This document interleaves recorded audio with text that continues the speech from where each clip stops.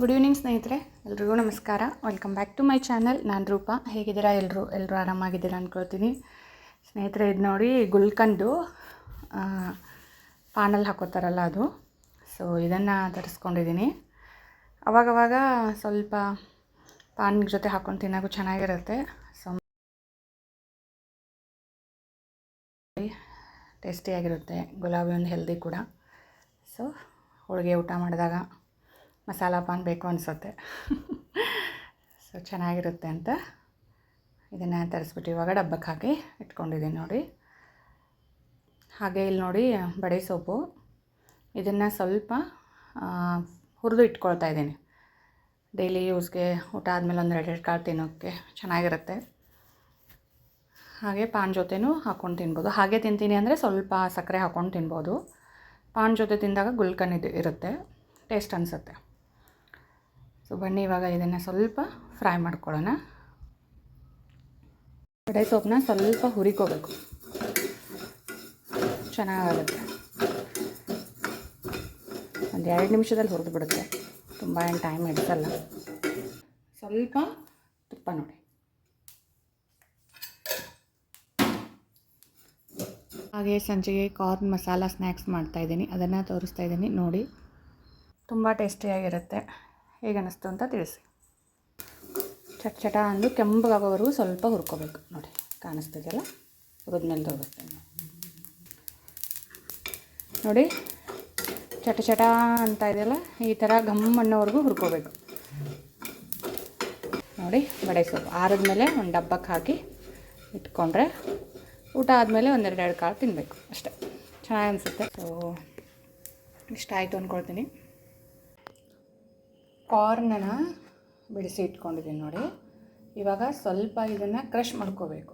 ಮಿಕ್ಸರ್ಗೆ ಹಾಕಿದ್ರೆ ಹಿಟ್ಟಾಗುತ್ತೆ, ಅದಕ್ಕೆ ಸ್ವಲ್ಪ ಲಟ್ಟಣಿಗೆಯಿಂದ ಕ್ರಷ್ ಮಾಡಿಕೊಂಡು ನಂತರ ಒಗ್ಗರಣೆ ಹಾಕೋಣ. ಚೆನ್ನಾಗಿರುತ್ತೆ ಸಂಜೆಗೆ. ಸೊ ಬನ್ನಿ. ಸೊ ಇಲ್ಲಿ ನೋಡಿ, ಕಾರ್ನ ಸ್ವಲ್ಪ ತೊಗೊಂಡು ಈ ರೀತಿ ಸ್ವಲ್ಪ ಕ್ರಷ್ ಮಾಡ್ಕೊಳ್ತಾ ಇದ್ದೀನಿ. ಜಸ್ಟ್ ಅದು ಪ್ರೆಸ್ ಆಗಬೇಕಷ್ಟೆ.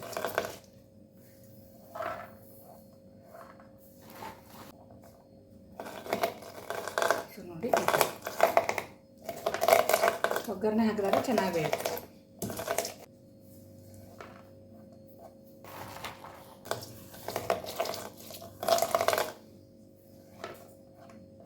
ಸೊ ಎಲ್ಲನೂ ಈ ರೀತಿ ಮಾಡ್ಕೋಬೇಕು ನೋಡಿ.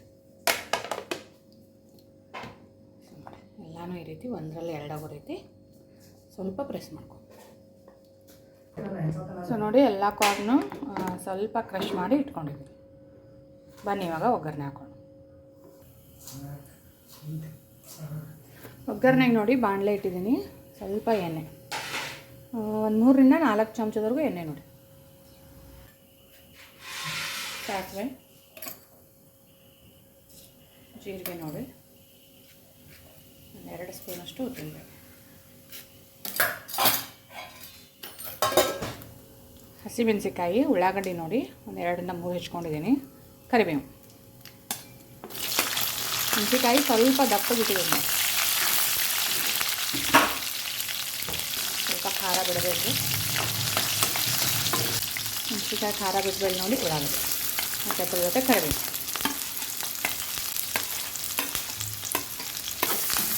ಚೆನ್ನಾಗಿ ಫ್ರೈ ಆಗಬೇಕು.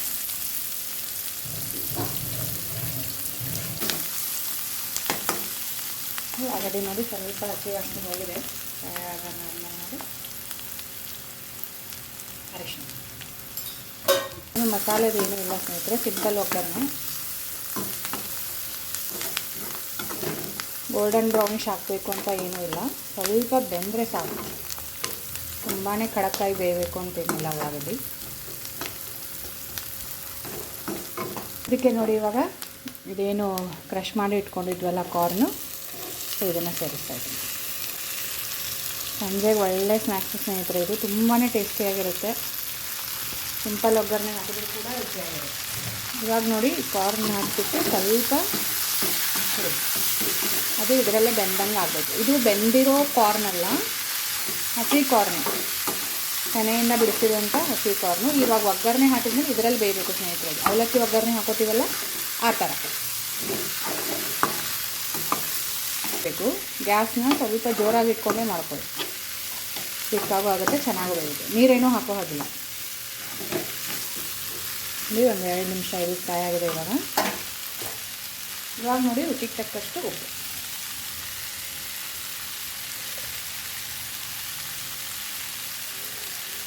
ಇನ್ನೊಂದು ಸಲ ಚೆನ್ನಾಗಿ ತಿರುಗಿಸಿ.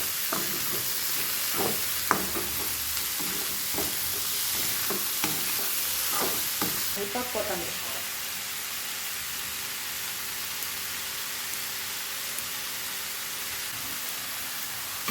ಇವಾಗ ನೋಡಿ ಒಂದು ಸಲ ತಿರುಗಿಸ್ಬಿಟ್ಟು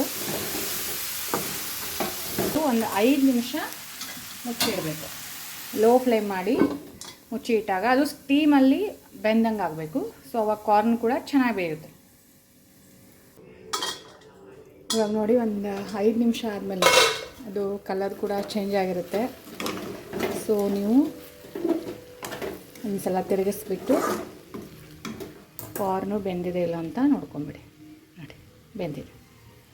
ಸೊ ಇಷ್ಟೇ ಸ್ನೇಹಿತರೆ, ಸಿಂಪಲ್ಲು. ಸೊ ಇವಾಗ ಕೊನೆಯದಾಗಿ ನೋಡಿ ಒಂದು ಅರ್ಧ ಹೋಳು ಲಿಂಬೆಹಣ್ಣನ್ನು ಸೇರಿಸ್ತಾರೆ.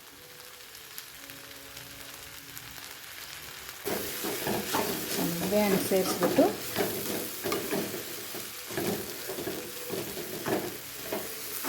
ನೋಡಿ ಕಾರ್ನ್ ರೆಡಿಯಾಗಿದೆ. ನಾನು ಇವಾಗ ಸರ್ವ್ ಮಾಡೋಣ. ನೋಡಿ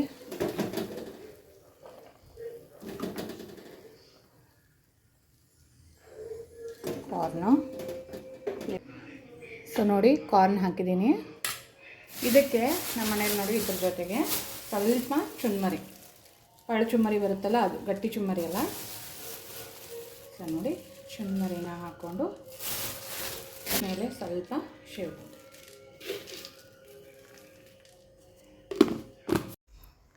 ಸೊ ಸ್ನೇಹಿತರೆ ನೋಡಿ ಇಷ್ಟ ಆಯಿತು ಅಂದ್ಕೊಳ್ತೀನಿ ನಿಮಗೆ. ಇದು ಒಂದೊಳ್ಳೆ ಹೆಲ್ದಿ ಸ್ನ್ಯಾಕ್ಸು, ಮಕ್ಕಳಿಗೂ ಇಷ್ಟ ಆಗುತ್ತೆ. ಸೊ ಎಲ್ಲರೂ ಒಂದು ಸಲ ಟ್ರೈ ಮಾಡಿ ಹೇಗೆ ಅನ್ನಿಸ್ತು ಅಂತ ಕಮೆಂಟ್ ಮಾಡಿ ತಿಳಿಸಿ. ಹಾಗೆ ಎಲ್ಲರೂ ನನ್ನ ಚಾನಲ್ನ ಲೈಕ್ ಮಾಡಿ, ಸಬ್ಸ್ಕ್ರೈಬ್ ಮಾಡಿ, ಹಾಗೆ ಎಲ್ರಿಗೂ ಶೇರ್ ಮಾಡಿ. ಸೊ ಎಲ್ರಿಗೂ ಧನ್ಯವಾದಗಳು.